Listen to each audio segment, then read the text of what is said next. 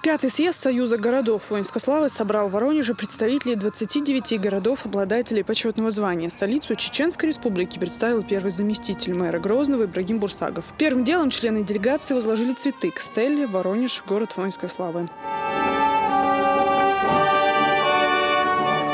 После прогулки по городскому центральному парку и осмотру выставки, посвященной афганской войне, члены делегации отправились в правительство для участия в пятом съезде Союза городов воинской славы. В своем приветственном слове губернатор области Алексей Гордеев отметил, что в преддверии Дня города для Воронежа большая честь быть площадкой для проведения пятого съезда. Для нас большая честь в этот знаковый для всей страны год 70-летия Великой Победы принимать у себя пятый съезд Союза городов воинской славы. У каждого своя история, свой славный и трагический путь к этому почетному званию.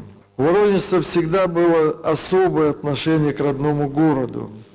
Здесь крепка духовная связь с тем поколением горожан, которые в 1941 году, не дожидаясь повестки из военкомата, массово вступали в ряды народного ополчения, и они первыми приняли на себя страшный удар отборных сил противника.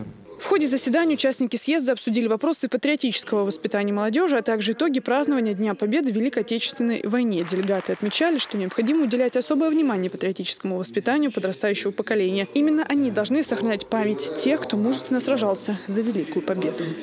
Сегодня мы говорим о том, что проходят юбилейные даты. Но должна остаться мощная работа по военно-патриотическому воспитанию молодежи. И сегодняшнее поколение молодежи призвано стать хранителями памяти. Хранители памяти Победы, потому что они последние, кто видит ветеранов Великой Отечественной войны. Они эту память должны унести и приумножить. И эту работу надо систематизировать не от акции к акции, а чтобы она велась системно во всех наших городах. Важной частью заседания стал вопрос о принятии в Союз городов воинской славы 5 новых членов. Единогласным решением съезда в организацию вошли Грозный, Гатчина, Петрозаводск, Старая Русса и Феодосия. Присутствующие на съезде делегаты проголосовали о включении города Грозный в Союз городов воинской славы. В основном цели перед Союзом городов воинской славы поставлено это патриотическое воспитание подрастающего поколения. Та же самая работа нами всегда проводилась и проводится.